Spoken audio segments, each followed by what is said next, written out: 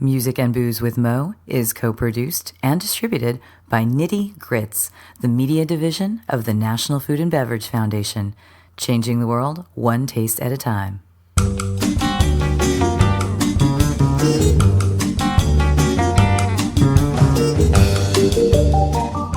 Welcome to Music and Booze with Mo. I'm Mo Herms, and I've worked in the music industry most of my life, so have met some pretty amazing musicians over the years. I also love a good cocktail, and I've encountered some really interesting bartenders as well. It seems that there's a lot of crossover, so when I can, I like to talk to musicians and bartenders about music and booze. Join us at the bar, won't you?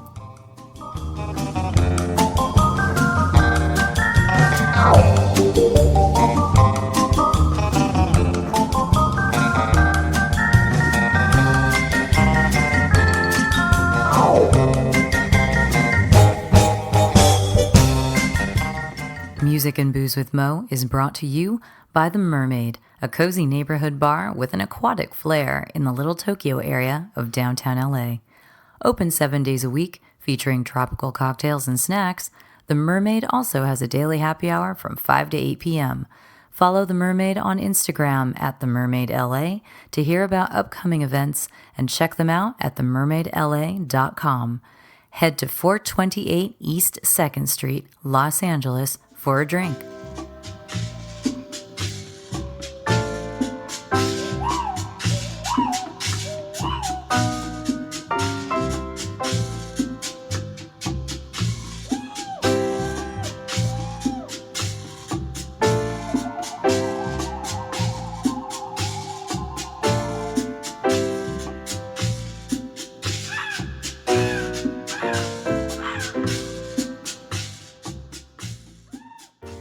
Summer is upon us, and you know what that means. Lots of tropical cocktails. So, I will focus for the next couple of months, like I did last summer, on bartenders who specialize in these kinds of drinks. Tropical, tiki, etc.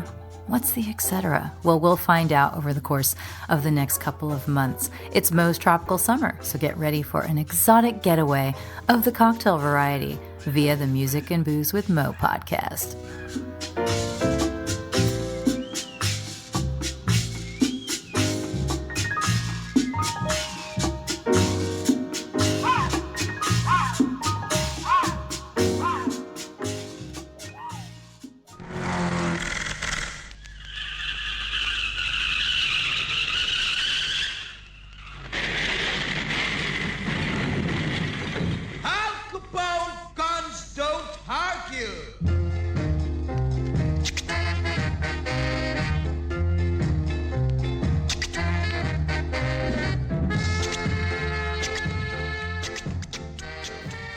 As we continue our tropical summer, we go to Atlanta to talk to Ian Jones of the SOS Tiki Bar. When we did this interview, which was quite some time ago, there were only two places for tiki in the Atlanta area. That would be Trader Vic's and the SOS Bar. Now there are a couple more, Tiki Niki and Tiki Tango. There's even a weekender that started up in the spring called Inuele Weekender. I think I'm saying that right. Anyway, Atlanta's developing a bit of a scene, and all within the last couple of years. But when we did this interview, there was only SOS Bar and Trader Vic's. So you'll hear us mention that. Just wanted to let you know that now we're aware things have changed. But let's get down into the SOS Bar with Ian, because it's a pretty darn funny interview. Fort Lauderdale. Yeah, you have to tell people who you are. Oh, okay. They need to know. I'm Ian Jones, and I own SOS Tiki Bar. Well, awesome. Yeah, it's a good time. Tell me about Tiki in Georgia. Oh, well... Because SOS is in Decatur, technically. Decatur, it's not yeah. Atlanta. But it's just outside. It's a burb. It's like an inside burb. Mm-hmm. It's like Liechtenstein. For Atlanta. So before that, all you had was Trader Vic's? All there is Trader Vic's. Which is fine? Which is fine. It's beautiful. It's beautiful. It's not the most sterling example of Trader Vic's in the country. Well, there's only two left in this country, huh? Yeah, that and Emeryville. Yeah, the one in California, great. Atlanta is a bit of a forgotten convention center thing. Because it's in the midst of all those hotels, right? Correct, yeah. But when people come to town, we definitely tour them through. Yeah, but it's a quick stop. Mm-hmm, mm-hmm. It's a quick one. So when you guys opened up SOS, was that your intention? Was like, we're gonna get back into the tiki thing, or? We had previously been another cocktail bar in the same location called Paper Plane. Okay. Which was, had, decent notoriety, but it was a bit of a skewed launch. So, rebranding. Yeah, well, it was a cocktail bar, but a schmancy restaurant. But all of that with only 5 tables. And it didn't jive. So people wanted to drink, but then people wanted to sit down and eat for 3 hours. So. And that is difficult as a business person. Correct. And it shares a wall with one of our other more boisterous bars, and it was a big juxtaposition. Whereas obviously, going from like a one kind of loud bar into an even louder tiki bar works just great.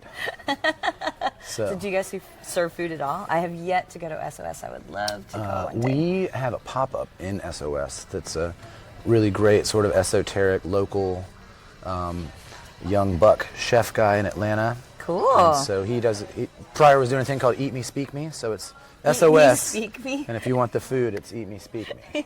So. Does he serve lemon chicken?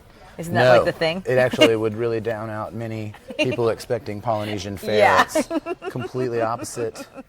I'll go to the strip clubs for that. Yeah, it's like young, kind of like hip, small plates. They're very interesting and it's really great, but it's a totally so there's still a different touch of dynamic. Food. But really, you're doing a tiki thing. You did change it over and you went for tiki. So what made Correct. you go for tiki? Well, like as we just mentioned, there's no tiki bars in Atlanta, so it's good in that way. But we had just finished doing a pretty noted but staid cocktail concept, and we were just getting very over the snoot of it, and we thought the other side of it is just a lot more fun. And we were like, what's the most fun kind of cocktail, kind of bar you can do? Oh, let's do a tiki bar and just party all the time. Tell me why tiki cocktails, tiki bar, why is that fun? And I only say this because that comes up all the time. People are like, oh, we wanted to tiki because we wanted to have fun. I agree with you. Right. But you said snooty, so I'm wondering why that is. I don't think that it takes itself super seriously in like a quote unquote craft sort of tradition. There's secrecy and there's like these lore and all this stuff. Yeah. But despite the fact that they are the first craft cocktails. Correct, and that's sort of what we were leading with when we would tell people like, why are you doing tiki? You'd say, oh well, I mean, if you really think about it, the first people to really get into like fresh juice or mixing 20 plus ingredients, making their own syrups. So it's fun in that way because it can satisfy the itch for young people that are wanting to get into that scene and make those kind of drinks. But it's fun for another way because you get to take the piss out of everybody else that's really, wearing arm garters and mustaches and shit. Well, what's your I'm background? going to get in trouble for that one, by the way. No, you know what, though? It's said almost every single time. It's fine. I think I read some article like a year or so ago. It's like, is the craft cocktail dead? And the comment was made that, is it dead only because at this point, that mentality, since it's been around for like 10, 15 years, the revival has saturated everything. Yeah, it's not dead. So it's not new anymore. It's just like, ubiquitous. Exactly. Yeah. So you can go into a dive bar and they're like, oh, we make a craft cocktail. You know what I mean? Yeah, when I got started bartending, no one had lists of drinks to put out in front of people, and now any of my bars is 90% the drinks come off the list. No one even calls for any random other drink. That's very interesting because I've had other friends who say like, yes, you go into a bar and you can give them a menu, but you will have people ordering old fashions and Moscow mules, and then the long tail will be stuff from that menu. Oh no, But depends on where you are. Yeah, that's true. So let's go back into your bartending history then. Sure. Yeah, roll back as much as you can remember. It's not illustrious. Not even slightly illustrious. But it's taken you to this point where you own your own bar, and it's a tiki bar, and it's a fun bar, and it's gotten you some notoriety. So you did something right along the way. It's killer. We really enjoy it. I worked in all sorts of everything that's from being a teenager until now, and we opened a bar 7 years ago. I have an anniversary party I'm flying back to on Sunday. That's why I have to leave. SOS is the seventh anniversary? Victory Brands, which is our kind of parent company. Okay. So we do this place called Victory, and I opened that with another friend of mine who was a bartender, and we just thought we'd be broke bartenders working for ourselves. And then it actually worked out. Well, things. snowballed in a great way. Snowballed into the you haven't slept in about 10 years. Yeah, things have really grown. It's crazy. Well, let's roll back to your cocktail history when you got started, because everyone has to start somewhere. Sure. So you were starting a hotel bar, dive bar, whatever it was. You start in all sorts of places. There's a running gag about the amount of places I worked at with the people that work with me about how I've been fired from the best and the worst places. But you pulled what you needed from those places. Chain restaurants into like... Oh my God, tell me some of the chain restaurants. Let's see, I worked at... Please let them be like TGIF or something. My first job was that I worked at a Little Caesars inside of a Kmart. Oh, that's beautiful. Yeah, got fired from that. And you got fired from a Little Caesars and a Kmart. Yeah. The highlight. I'm actually very proud of you to hear that. I'll go, and then it's just up, you name it, I've done it. But that's pretty funny. I worked for this company in Atlanta at this one place, early 2000s, called the Food Studio, where I was a waiter and sometimes a bartender, and they had a really great culture of education and learning, and they had it's the first place I worked at where people made it seem like, this is a career, kind of almost I always kind of say with our staff, a pseudo-European model. Like if you're in a small town in Italy and your parents own a great little village restaurant, you're going to go work in that restaurant, and no one's belittling that industry or what that is as a career, because it's a livelihood and it's and for me, it's a great community. It's really fun. So that was the intro, and then it did terrible nightclubs. So I did fine dining, volume nightclubs. Yeah. And then really all of it. Yeah, and then we've been slowly. When we did our first place, it was a reaction of like, where would we want to work? We were working for all these people doing all these things we hated, for mostly customers we didn't like. What do we do that fuck all those people? 100%. 100% that. Fuck that nightclub, fuck that high volume.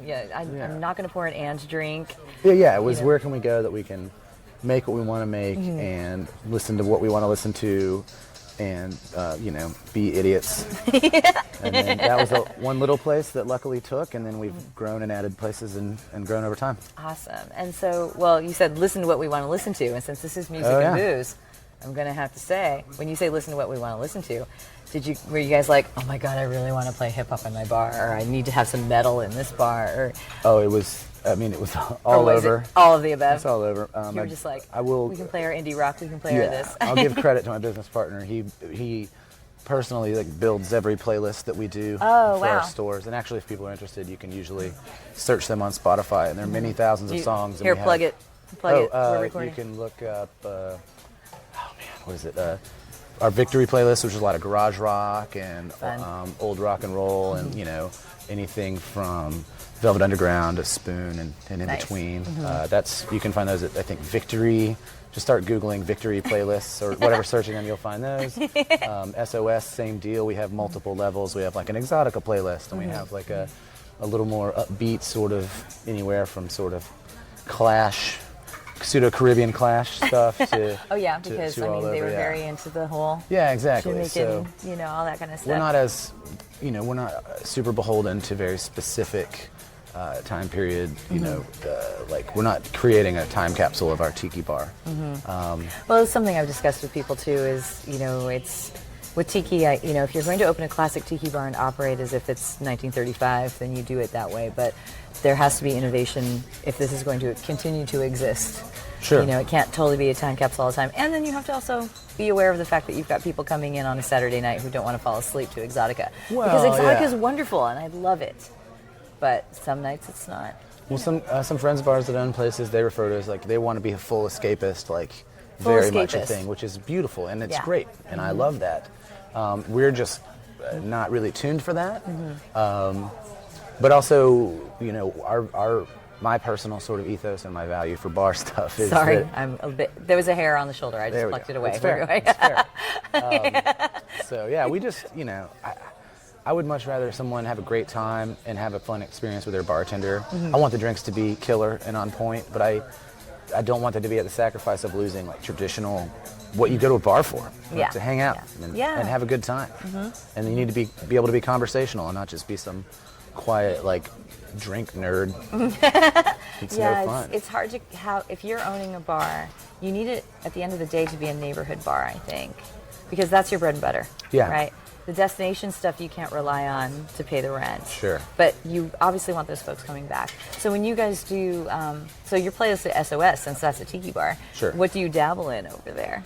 What kind of fun do you guys have? We're with all it? over. We're vintage. We're Caribbean. We'll even do some oddball, like vintage, Moroccan type of stuff. Anything exotic, basically. Yeah, anything that people they get it. Yeah. It's like, I get this. This is something I would hear at a tiki bar, on a beach, on a cruise. In the south of France on the beach. Anything kind of like that. Well, if you had your druthers and you're just in there and you're like, you know what, it's me. I don't give a shit what's going on with everybody around me. I'm gonna play whatever the fuck I want right now. And you're making your tiki drinks at SOS and you're playing your music. What would it be? Oh, I'm punk rock, so I would be listening to The Clash the whole time. I think Clash works, personally. Yeah, I think it works great. It totally works. I mean, you've got the really fast, like the Janie Jones 2-second stuff, but as you go on, because they pulled so much dub into everything. Right. Or Desmond Decker and stuff like that. So you're like, yeah, let's do some ska and some punk. Yeah. That's just, I'm very upbeat, so I have to. A good friend of mine that works at Trader Sam's at Disneyland over on the West Coast. Sure. Total old school ska guy. So, whenever we get our stuff together, I'm just like, I got some Al Capone for you. Oh, perfect. Yeah, here's our Prince Buster. We had a drink named the Prince Buster on our menu. Oh, that's wonderful. So. Did you guys have any other musically attuned cocktails? I can't remember off the top of my head. But you're like, you just said Prince Buster? What was in the Prince Buster? Do you remember? No. Here's the other thing is we just are making too many drinks all the time. Not too many, but it's a lot to remember. It's once a quarter coming up with all new drinks, and it's like some places don't do it that often. How often do you guys change your menu out? So quarterly. Quarterly, and SOS is obviously a big feature, but we have 3 other bars, and we do the same. So I get very mixed up. It's 50 drinks a quarter. Well, do you have someone running your beverage program at each bar, and you just go in there and kind of oversee that, or? Well, we have a bar manager at our bar. The bar manager at SOS is Ian Bancroft, and he's been doing a bang-up job. He's Ians. killer. Too many Ians, for that matter. That's why I just stay out of that place. I'm be confused. No, I'm just kidding around. I love there. But he's doing an amazing job and is really infusing it with just a really great culture and really killer vibes. And it's just such a pleasant, outgoing dude that's really taken to it. How long has SOS been open? Again, you're having your 2 anniversary? years. 2 years now? SOS is officially almost 3 years. Wow. Because with I SOS. heard of you guys like almost immediately. Yeah. I have cosplay friends. They go to WonderCon. I'm like, Perfect. you got to go to this SOS bar. It's a little outside of town, but go. Oh, we get all the con folks. They're multi-cons through Atlanta. Yeah. We get them all. Wait, did I say WonderCon? I meant DragonCon, but you know. There's the- another, the there's super another nerd one con. as well, and Jeez. The ones with all the people who dress up like the movies. we get them all the time. It's like a big anime con. Oh God, yeah. So all of that. So why is Atlanta so big for that? Well, it's a giant airport, convention town, giant convention centers. I guess so. So that serves some purpose for you. So let's go back to Tiki, and how did you yourself? What was your awakening in that Tiki world? Considering there was just Trader Vic's here, and you've lived in Atlanta for a long time. Well, personally, whenever I go any other town, I don't really flock to like the newest, greatest, whatever, just open fancy restaurant. I try and find the places that have been around as long as they They can. have character. They have character, and it might not be the finest of this or that, but I'd rather see that and kind of see where that town's come from, or also experience something. Appreciate the history. Yeah, the history of something that may or may not last. That might be to a trend that has lasted, or Tiki is like come and gone and hidden and stayed strong. Yeah, totally. But new and flash in the pan's a flash in the pan everywhere, and I live in LA. You don't need to tell me about well, flash in the pan. some fancy avocado restaurant in LA is the same thing as some shit in Atlanta. It's gonna be the exact same thing. Yeah. If I go to LA, I want to go I love that you said avocado restaurant because you're so right. You're so right. You know, I want to go to a place that's been around for 50, 60 years and see what's going on. And it works out that tiki bars, oftentimes ones that have been around in certain cities are there. They've stayed, yeah. Yeah, I randomly was still bartending, but I was also doing some contract work with this company, and as an engineer person, and ended up in Great Falls, Montana, and randomly went to the Sip and Dip Lounge. This is, I don't know, 15 years ago. Yeah. And first off, loved it, because I was searched out with all these dudes I was with, these like builder dudes that were, we need to go to these places. Sip and Dip Lounge, there's a place called Eddie's Supper Club up there that was amazing, vintage sort of It's just restaurant. been there forever. Unfortunately, just closed. I was really super bummed about it. But had a killer time and where I didn't expect to at all. And Sip and Dip was amazing. They were here last year at the Hookie Lao. And I got to go, hey, I've been to your mermaid show and I've seen your 1,000-year-old organ player jamming like...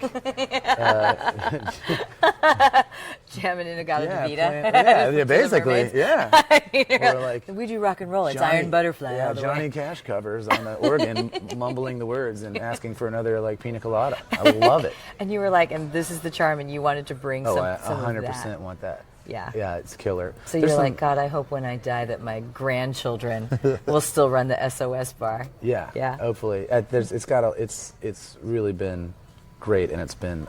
So you were charmed by tiki and the old aesthetic of tiki. It sounds like, and everything. Yeah, I appreciate I do appreciate the escapism, but it's also that it seems like it's a pretty real deal. You know, there's not a lot of there's decorative artifice in terms of the experience and the whatever, but the people in it, everybody's pretty real deal. Everybody's really cool. There's not a lot of bullshit attitude. There's not a lot of. It is a pretty cool crowd. It's a very easygoing group. I mean, you got a bunch of like folks sitting around like, you know, big baggy Aloha shirts. Like nobody's taking anybody too seriously. Everybody's having a good time. There's a little less judgment and everything. Yeah. So this is what you want to contribute to Atlanta, since you've been living there. And you're like, let's bring some Aloha spirit here. 100%. Yeah. Yeah. So then let's get back to the music thing. Then. Sure. So if you are. Sorry, we're being teased right now by the guy who runs the Hookie Lab, but he knows what I'm doing here. Yeah. In terms of the music and everything, so you went to those old places and that was very vintage music and everything, and so you know that in your spot you were like, I'm punk rock, I got to do this. Yeah, I just think that it was we wanted people to are reflect drinking our rum. energy. Yeah, and guess what? Rums are from Jamaica, from Barbados, all over. from all this, and that those things took a heavy influence in the '80s, especially like the Clash and the Specials and exactly. all that kind of stuff. Yeah. So I'm guessing that you're just like, we can work this. 100%.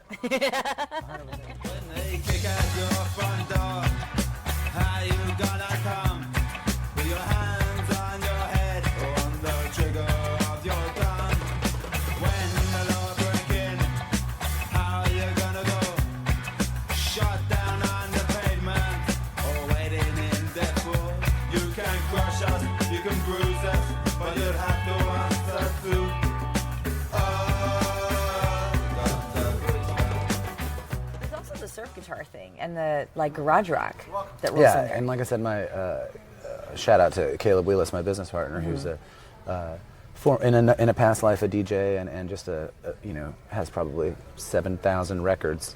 Yeah. You know, he does a killer job putting it together and is very much like a garage rock kind of guy. He loves the OCs, perhaps. Yeah. I was going to say, because that, to me, that totally works. Tons. You know, we don't often mess with DJs when we do. Most of them come in playing 45s and 7 inches, and we just kind of... It's a special, like, themed kind of night. It's like a soul night or there's night. just so many killer B-sides to some kind of rambunctious, like, you know, R&B and some Detroit sound Have you ever stuff. DJ'd or anything? Yourself? A horrible iPod DJ. All of my DJing is directly tied to musical puns.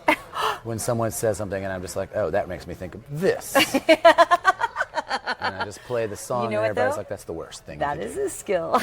Yeah. It's the worst thing. That is a skill unto itself, though. Yeah. Because I'm someone, if you threw me onto a game show and asked me a question, I would just be like, what? But it sounds like you can respond quickly. Two things like this. Yeah. It's bad. It's not good at all. I think my girlfriend just discovered the joy of the Instapot pressure cooker, and she was saying something, and I know there's like this song from the band that I used to like listen to called Pressure Cooker, and I immediately called it up on my Sonos and blasted it throughout the house. And she's like, "Oh, I get it. Dead-eyed understanding. That's it's love. a terrible You're gonna have to joke, keep yeah. her. You're gonna have to keep her. If you're gonna pull off those jokes. I was told a long time ago to stay with the one that tolerates you the most. It's true. It's true. And she's like, you're just like, I tell a lot of bad jokes, and if you laugh, I'll be here forever. I'm a new dad, but I've been dad joking for a decade. You had to warm up to it. I mean, you knew that was going to happen for you. I had the humor. I was born with the humor for it. So, it's terrible. I love it. Well, I'm obviously a fan of dad jokes. So I'm in there. My dad was a science teacher. You can only imagine. I was brought up on Star Trek. You can imagine the level 100%. of dad jokes that I was listening to growing up. So that's why I laugh at just about anything. Like I said, our larger company's called Victory Brands, and there's just like this is the Victory groan is just like the one that you hear from everybody whenever some bad joke just lands completely flat, and everybody just is like, ugh. Well, so for you at home, what are you listening to when you're drinking? Oh, I have terrible taste in music. It's the worst, but it's also the best.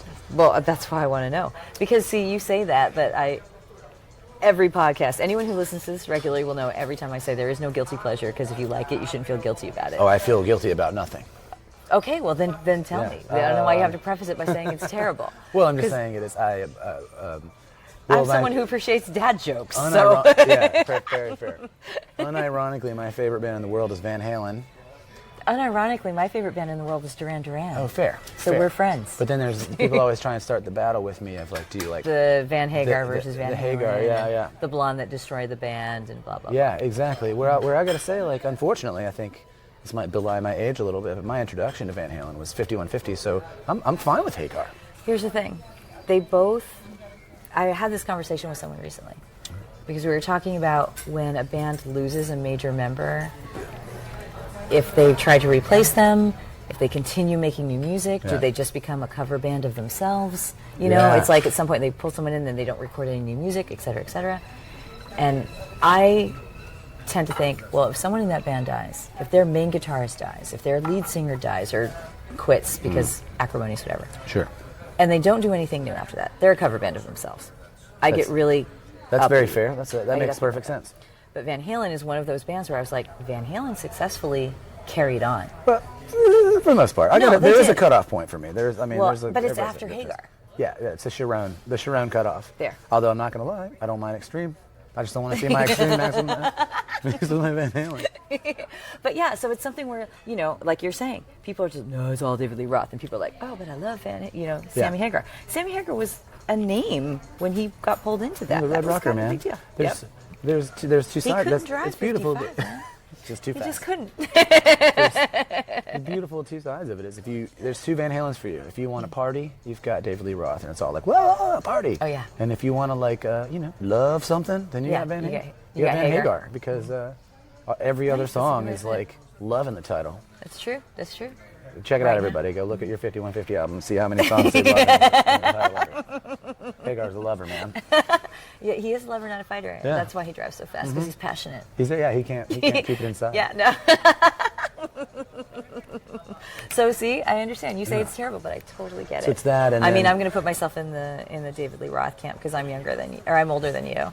So that's what I grew up with. So I'm very much alike. Running with the Devil and Dance the Night Away is one of my favorite songs of all time. Oh, very nice, very nice. I'm a Fair Warning is probably still up there. Of course. But Fair Warning's one of those albums where it's just like people go, oh yeah, and then there's Fair Warning, and you don't think about it, and then you realize that that album is fucking great. Yeah, I'm finding myself revisiting all of my joyful 13-year-old favorites. I've been really pissing everybody off at work at a different bar by playing way too much Metallica. Which era Metallica? I lived in San Francisco for a long time, so that was my like the Metallica hometown joy band. stops at the Black Album. Okay. But I think that's actually a good stop. Ride the Lightning era Metallica is great. Ride the Lightning is so amazing. Yeah. Have you ever seen that video, the YouTube video of the house that Christmas lights? What? To Oh, actually, it's Slayer. Sorry, I've branched Slayer. off. Also, I'm a huge. But it's I'm an old basically, metalhead and prog rock. Rain and of all that, Blood. yeah. They do their house to it. Go Google it. It's That's the best. amazing. That's the They best. synchronize the lights to that song. Yeah, I have a guilty pleasure of Rumpleman's shots but only because a long time ago I got to hang out with Slayer backstage, and Kerry King was like, "You got to drink this shot, man. Let's have a shot." And I was like, "Okay, what is it?" He's Rumpleman's. It's great. And I was like, "Sure, it's terrible." And it was awful, but it's if you're sitting in a room with like Slayer. 200 black candles and Kerry King handing you like Rumpleman's, you're gonna drink it. We need to rewind a minute. How the fuck did that happen? Friends of friends and like weird new metal bands that ended up touring with Slayer and got to And they hang were out like, with those guys. "We'll get you backstage." Yeah, you got to come hang out. You got to come hang out with Slayer. They're great. And you were all, "Oh, okay, yeah." I was Whatever, Slayer. 100% I could cool do for that. Yeah. I'm up for an adventure. So you said you're punk rock, but all we talked about is metal. Oh yeah, well. So, and the Clash. Yeah, which, yeah. Well, I'm into some good 90s era punk, like California. Like you said, Southern I'm a California punk. kid, so yeah. So I had all the Blink and the. What was well, it? even before that, like Pennywise and Yeah. and God, it was like Ragwagon Pennywise all and those. Bucko 9. No, and, no effects and all yeah. that jazz. All the Fat Mike stuff Yeah, on Fat Records. Fat and Skinny Mike. That's okay. I'll take you either way, Mike. And then all the mics. all the mics. And then yeah, and then a bunch of dumb New York hardcore, and then that leads Which dumb New York leads to hardcore? metal. A lot of silly youth crew stuff like Cool. Youth of the Day and Gorilla Biscuits and Gorilla Biscuits. all that jazz. Sick of So it there's all. I don't know how often you get to California. I don't think you do. But there's Donut Friend, Mark Trombino from Drive Like Jehu yeah. and all that. He has a little donut shop called Donut I've Friend. heard of this. Yeah. Mostly vegan, everything. But Yeah. but you make your own donut, and they have a lot on the menu.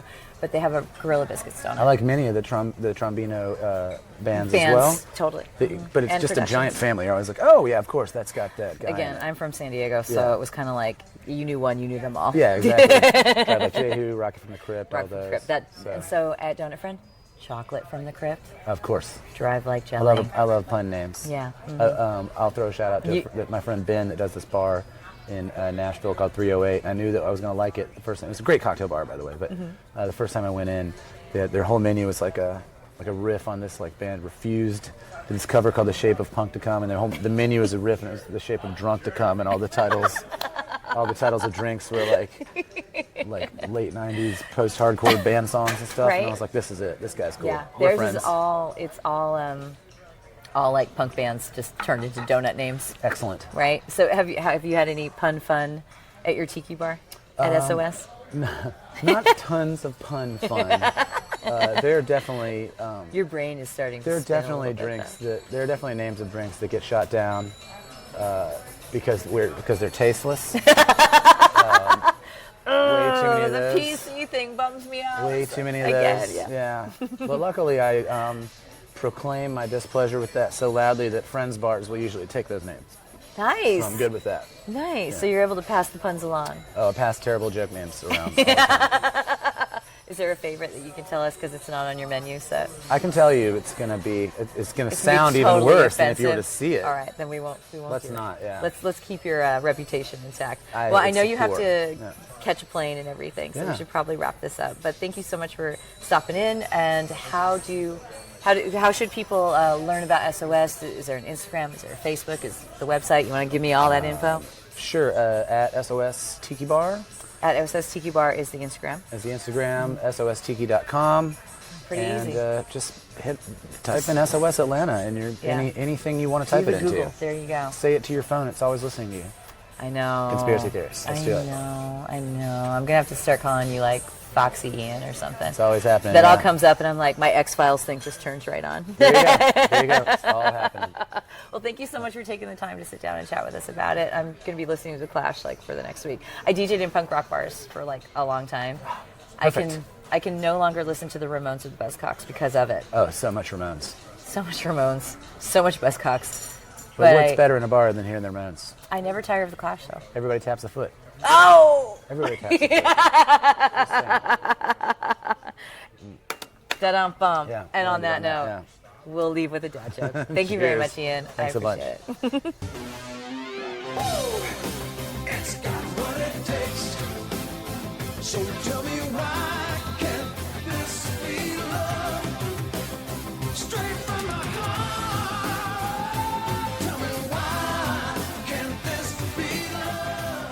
Big ups to Ian Jones over at SOS Tiki Bar. And if you're ever in Atlanta, make sure that you pop by and get some of that escapism for yourself.